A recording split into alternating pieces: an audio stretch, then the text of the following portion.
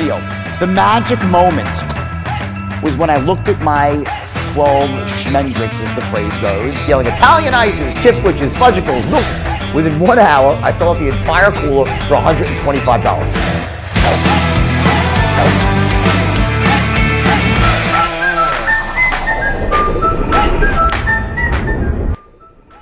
You know, what they utilized in the old days was you paid celebrities to come on TV, promote your products, influence buyers to buy your programs and products. But today we live in a new world, and the influencers are you. And our guest today is going to be talking about that. He's got 5 books out on this influencer marketing, the power of influence, the age of influence is his new book. 2 times Forbes have named him a leader in social media here. And our guest today is Neal Schaffer. Welcome to the show, my friend. Hey, thank you very much. It's an honor to be here. So, you know, it's funny. We live in this world now today, and everybody can be an influencer. You don't have to be on TV. You don't have to be on the radio anymore to be an influencer. Talk to me about that. When did this come about? Because I see you've been writing these books since 2009 on LinkedIn, and now everybody's getting to it. And obviously, you've been ahead of the curve and saw this coming. Yeah, you know, it's evolved over time. It hasn't happened overnight, but ask your kids if you have kids who influences them, and you're going to hear people you've never heard of, right? So that should give you a hint that the world has changed. And really what's happened is that, you know, I'm a Gen Xer, and when I grew up, there were the same newspapers, radio stations, magazines, TVs. You know, it was sort of limited in terms of where we got the news from or where we went to search for information. We had a world book growing up, right? And every year I got the yearbook, and I was excited to read it because then I could get up to date. But now information that, you know, on our fingertips on the internet. So it just really changed things. And smart people have been able to basically use social media to build communities, and from those communities monetize it, right? Either to sell their own product or to collaborate with other companies. And that's pretty much what's happening. And it's not just, you know, Instagrammers and TikTokers. It's you know, it's realtors, it's insurance sales agents, it's people that, you know, that are putting themselves out there, helping others, sharing information, and they're reaping the benefits. And this is really the main message that, you know, for all of everybody listening today, is that you can and should be doing the same thing. Yeah, I know. My buddy of mine had told me a couple years ago to start doing influencer marketing, and I ran into a gentleman in my industry, guy on the show here, Craig Lack, who he started it back in 2013. Craig, what do you say? Hey man, I saw the train coming and said, look, how are we going to be different, right? I was in a change of career and said, how do I go from retail to wholesale, and what's it going to take to be different, to sound different, to have a different impact, and decided to utilize media. Who knew? I'd never done anything like that before. And so I'm intrigued, of course, because I have 2 millennial sons, one of which is heavily involved in the whole online media presence and personal branding. So I was very excited to get Neal on the call today. For those of you who don't know, I speak a little what I call car wash Spanish and restaurant French. This gentleman speaks 3 languages, including Japanese and Mandarin.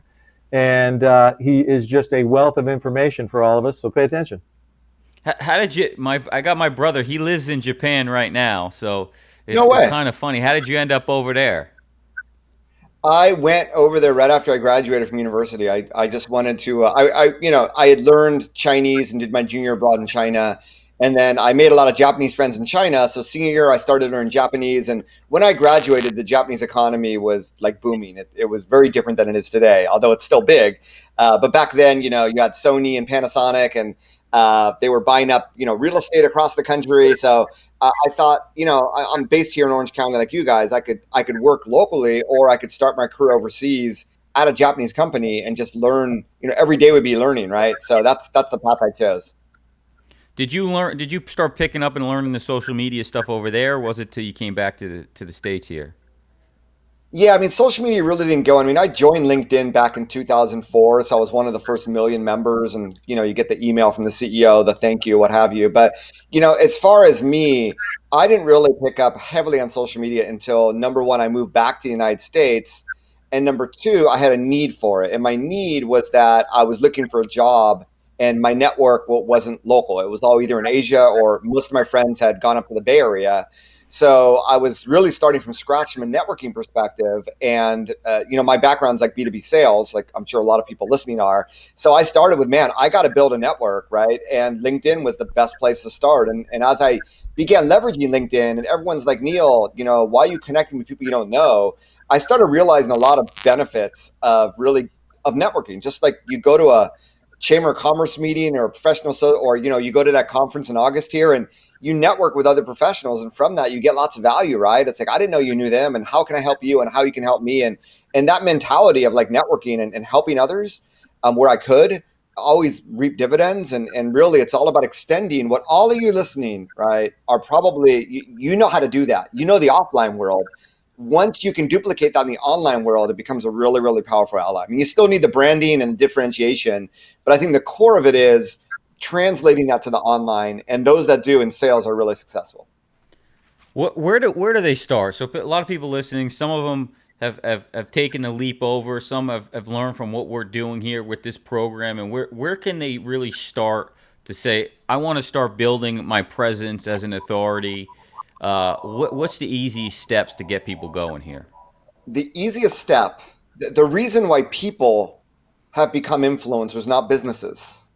I mean, Coca-Cola could have become a gamer on Twitch and paid way more money to get way more subscribers, or a YouTuber, right? But people resonate with people. They resonate and relate with people that are like them. So the very first thing you can do is actually join social media and become active. Start with friend the people that you already know. Share what's going on in your world. Share your passions. That's the easiest way to get started. I think a mistake a lot of salespeople make is when they get started, it's all about business. But people are on social media not for business. They're there to engage with other people. So I'd say just start with the network you already have. Sort of, figure out what people talk about, and start to just share a little bit of your private life, a little bit about your interests and passions as a way to get started. I think that's really the initial start, because any personal brand that you create is going to be around your passions, right? And it's no different than, remember I talked about that analogy with the Chamber of Commerce meeting or with the professional networking meeting. As you talk, there's going to be topics that come up. Oh, you're a USC alumni, so am I. Or, oh, you love that restaurant, so do I. These are little things that we can use in virtual digital conversations to try to find connections with people. And as they engage, we're building those connections. And like I said, right now we're just starting with the people we know, but slowly over time we can branch that out. And that's really step 2. But step 1 is you got to get out there. If you're not publishing weekly on Facebook, on LinkedIn, on Instagram, those are the 3 platforms that I think are probably the most used. And I'm not saying you need to be on TikTok, because you don't. Your target buyer is not on TikTok, but they're probably on Facebook. They may not use it personally. They may not use it professionally. They may be on LinkedIn. If they are, they use it professionally. And if they are a millennial, and millennials are the majority of the workforce right now in the United States, they're probably on Instagram. And those would be the 3 I would target. To start once a week. You start with connecting with friends on Facebook. You upload that list to Instagram. Find where they are. You upload your connection database to LinkedIn, you get connected, you build up a profile, and you start publishing weekly to begin. Easy? Yeah, Neal, is it really, a lot of people talk themselves out of, I can't produce content. Give them like the top 3 easy ways to create content without them having to literally write it all themselves. Can't they just comment on something that somebody else said that's really smart? And so give them some easy ideas on how to generate weekly content. Okay. So when you get savvy at this, you begin to mix in the professional with the personal. So let's start with the professional, right? You don't have to blog, right? But, hey, did you know, according to the CARES Act, that, you may not have to pay 3 months of health insurance premium? I don't know if that's the truth or not. I'm just making that up. But if there are things going on that people don't know about, that, oh, did you know that during, because of the pandemic, you have the deadline for Cover California was January 15th, but they've extended that 3 months. I don't know, right? But if there are things that are relevant to what you do that would help your friends, then that is an easy thing that you can do to share. You're just sharing an article that you read on the internet, or from your association, or from your employer, or from one of your partners, and you're just saying, hey, just in case you didn't know. And I know you're not trying to sell to your friends, but it does remind them that you are the authority on health insurance, and you never know who your friends know, right? And you never know when they comment who sees that comment.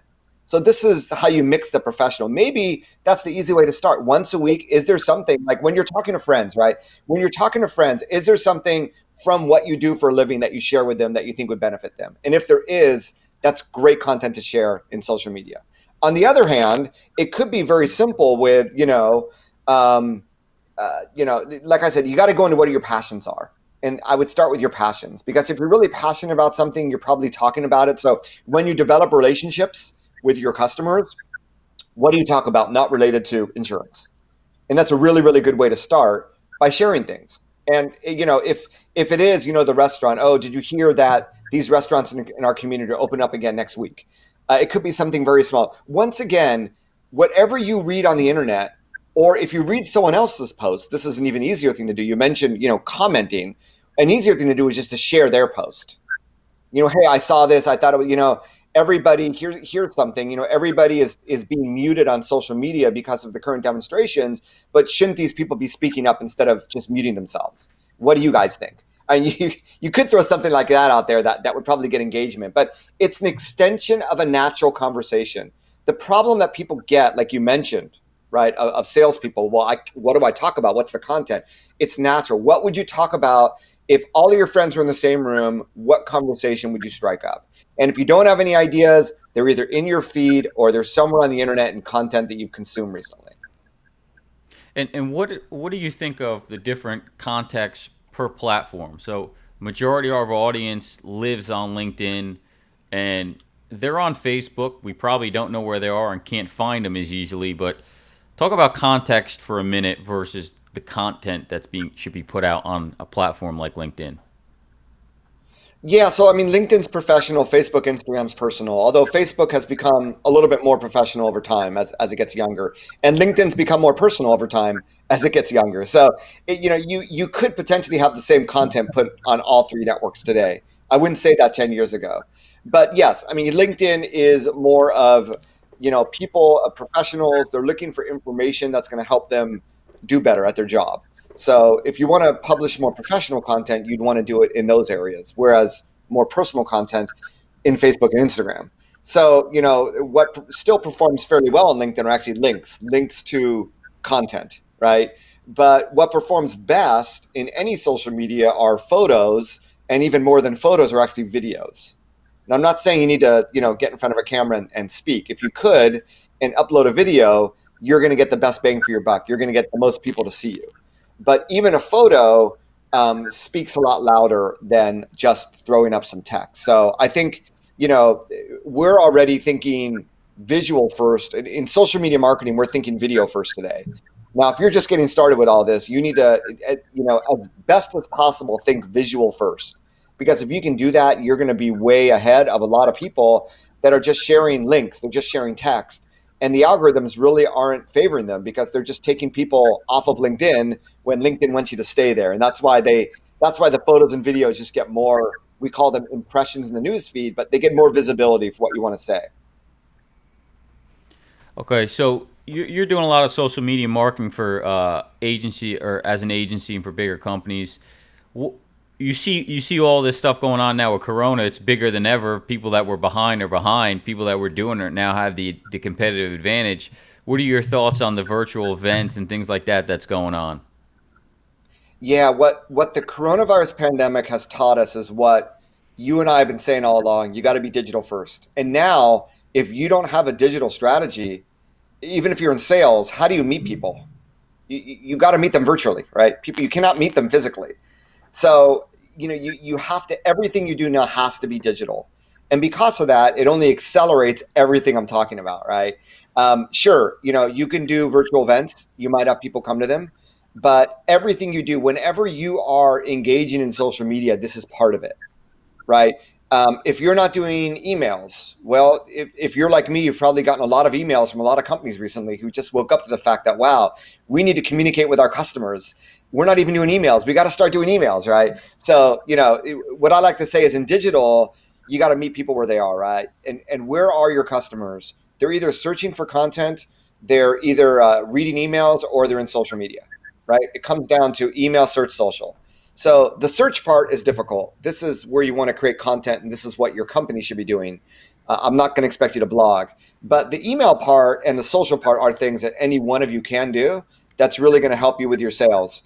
And that's, the coronavirus is only accelerating the need to do that. And if you haven't been doing things digitally and you haven't started, man, you really got to get started, because, in Orange County every day I look at the number of new coronavirus cases, and we're not going down, and we're 2.5 months in lockdown. So this is going to be with us for a little bit longer, I think. Talking about, we're in a boring industry, health insurance. People don't want to talk about it. So how do I get my audience engaged with something that they have no interest in looking at, talking about? You're talking about a business owner, a CFO. Yeah, HR and benefit managers may look at it, but they're not who you want to really be talking to. So how do I parlay my information or what I want to talk about to them where it's something that they're probably not very interested in? Yeah, that's why you need to sell yourself first, right? You need, if they can create an interest in you and they listen to you as a person because they have common interests or find you interesting, or maybe they got introduced to you from a friend, and have started to follow what you say. If they're interested in you and you start to publish every once in a while this professional content, that's where the magic happens. That's where you begin to influence them over social media, because some of them will see, your commentary, your advice. And this is where over time it's going to work to your benefit, right? So, on LinkedIn, and I'm a big fan of LinkedIn as well, the number one mistake you do is you connect with someone and then you sell them. And then what they do is they disconnect from you and they block you. And you're never going to get a chance. And there's a lot of bad advice out there regarding LinkedIn and doing that. So, by building up connections, right? So let's just start with LinkedIn. You build up connections to people you already know. You share content that's engaging, based around your personal interests with some professional content. And as you build up more connections, you reach out to new people, you reach out to prospects, but you look for prospects where you have a lot of mutual connections, right? So, hey, I'm connected with John and Jerry. I help a lot of, small businesses with their health insurance needs. Would love to connect with you. And if they respond, it doesn't mean that you start to sell to them, but you slowly bring them into a relationship where they begin to see your content in their news feed. And as you see them engage, maybe you do a follow-up. Hey, we're, unfortunately with coronavirus, we can't do this, but hey, we're doing a free 1-hour webinar on, the benefits of rethinking your health insurance policy, whatever it is. So you need to be able to provide value. And this is where sales and marketing, and this is why I love that this show is on sales and marketing, because marketers are becoming more like salespeople, and salespeople are becoming more like marketers, because you got to provide value, right? What's the value you're going to provide? And the value is going to be in the information. In marketing, we call these lead magnets. They're events, webinars. People either pay money or, in the case of a webinar or something, they're giving up their email address, but they're giving you permission to contact them when they do that. And that's really the key thing here, is what value can you provide them? Hey, I do 30-minute free audits where I go over your current health insurance expenses, and I give you, I guarantee that I'm going to find you cheaper options, right? And this is a free 30-minute audit that I'd love to perform for you. Just let me know, and I'll help you out. And I guarantee I'll save you at least 10%. I don't know if that's possible, but that's something you can do that is it's not an overt sale. It's actually helping them.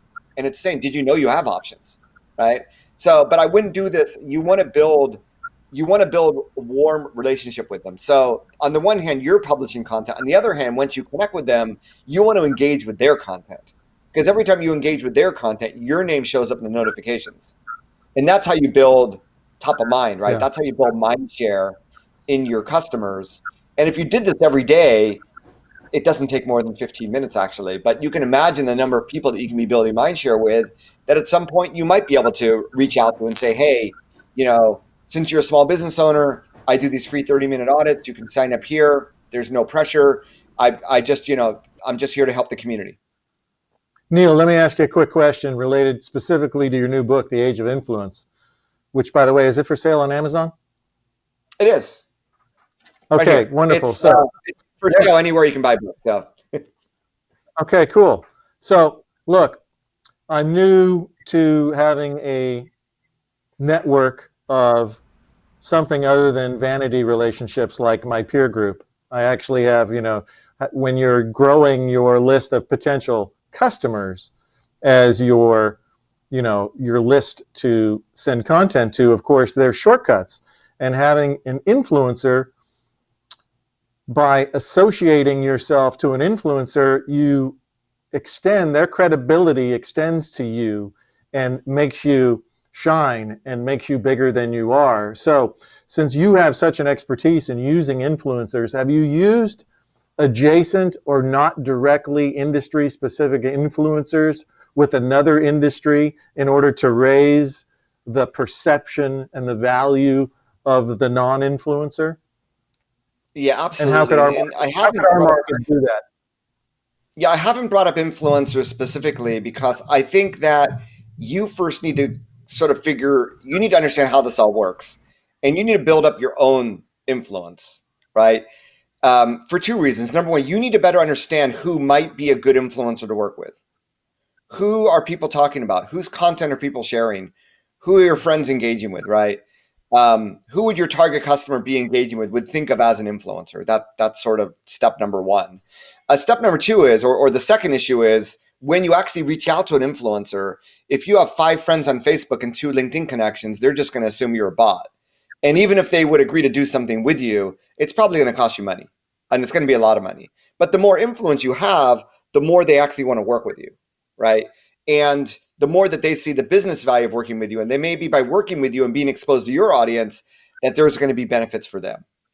So this is just business 101, really. And there are different ways of working in influencers. I mean, for what everyone here is doing, it's funny. I did a speech recently on influencer marketing at this huge social media conference in San Diego right before the lockdown. And one of the influencers I used was a QuickBook expert, right? So QuickBooks, obviously, these are used by CPAs. And he had 700, I forgot what it was. He had 75,000 YouTube subscribers. He had a video on how to use QuickBooks that had 700,000 views. So this is, if you have people in your community that are related, right? So they're B2B influencers or B2C influencers. They're your foodies, right? So if you're going to do an event at a restaurant, why wouldn't you pick a restaurant that a lot of influencers go to and maybe invite 1 or 2 of them to give a little speech and to have them photobomb the heck out of the event to post it on social media? That's one way of looking at it. But the other way is, right, so when I worked in B2B sales, there's a network, there's an ecosystem of people that can introduce you to leads. And I'm sure in your industry, it's exact same. So, one of the target people that I work with, I do social selling programs where I teach salespeople how to use LinkedIn. I work with one major insurance provider. They don't just provide health, they provide all across the board. And when I work with them, I'm saying, okay, where do you get your leads outside of social media? They call them centers of influence. So for them, it's CPAs, it's financial advisors, maybe it's trust lawyers. I mean, you can imagine this ecosystem of people that they want to keep, or it's bankers that they keep in their network, they keep up to date with, they meet them at networking meetings, what have you. The whole idea now is, who of these centers of influence that you have or that you want to develop relationships with, who of them are actually active in social media? Who of them have built the community like this YouTuber CPA has, right? And if you can find people like that in your community, that's where you can collaborate with these influencers, where you can say, hey, I have an audience. They'd love to hear about, what you have to say. Would you collaborate with me together on a webinar or on a virtual event? And that's how you bring the power of influencers, because inevitably they'll probably want to share that with their audience of small business owners that they serve, because you're going to be providing valuable advice on health insurance. And this is a critical, expense for small businesses, right? If they have employees. So that's how, the 2 different ways of working in influencers from a B2C and a B2B perspective. But if you're in B2B business, I would much prefer you start with those other B2B players in your ecosystem, because that's going to be a quicker, accelerated path to lead generation. Yeah, great idea for our audience, for sure. What do you think, John? And social media, that's how you develop relationships. It's social media, right? That's why the more you use it, the more benefits you see. It's it's networking 24/7, right? It's crazy. But once you figure it out, it's really powerful. Talk to me about commitment for a minute, because people are going to say, hey, I did it for 60 days or I did it for 30 days and it didn't work. I didn't get anywhere. Talk to me about the long-term strategy of marketing and the play. that they need to go after here? Yeah, it's like anything else in life. I dieted for 30 days, it didn't work, I'm going to stop. When maybe if you're older, your metabolism's slower, takes longer to convert, fat to muscle. I mean, there's so many things, but like anything else in life, it has to be long term because these are relationships you're trying to build, right? And the ROI, the benefits of any relationship, it doesn't happen overnight. I mean, it takes time to develop friendships, to become friends with people.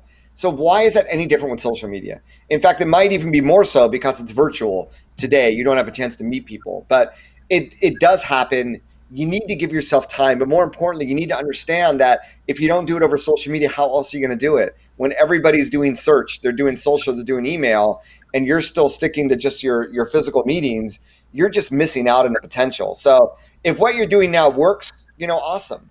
But it has to become part of who you are and what you do on a daily basis.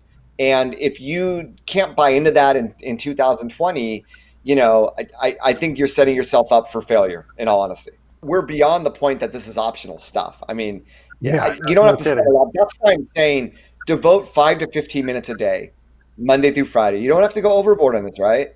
You don't have to become a blogger, a vlogger, or any of that. You don't have to go on TikTok. I'm just, stay within a boundary, time yourself, get in, get out. It's a very, very easy thing to do. It doesn't take a lot of time, and therefore you won't feel the stress and like, why isn't this working? Because you're staying at a very, very limited investment. Yeah, I mean, it's a no-brainer. If you're not doing it now, I mean, it's the first thing people do is they look you up. I mean, it's the first thing I do. Whenever I talk to somebody, hear somebody, I look them up. If they have no online presence, it scares me a little bit and go, this guy's not legit. He's not successful. He's not an authority. He doesn't know what he's doing. Because if he was, there would be something out there on him. So as we wrap up here, I know your client list includes Fortune 50 companies, award-winning Grammy award-winning musicians. But if anybody wants to come and find you, where can they look for you? Find out more about your agency, what you guys do. Sure. Well, I am Neal Schaffer. Take advantage of the book here. So obviously you can find the book on Amazon, where have you, but there's my spell, NealSchaffer. So nealschaffer.com, Neal Schaffer on social media.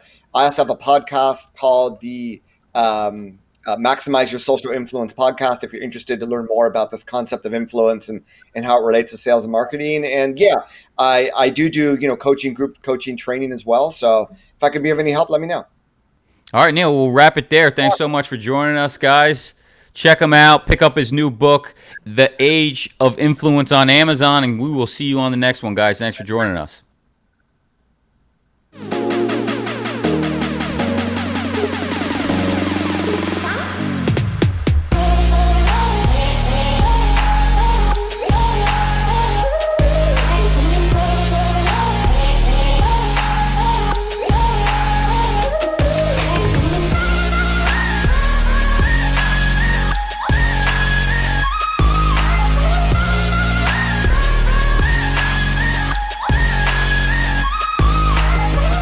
Everybody here is for one reason.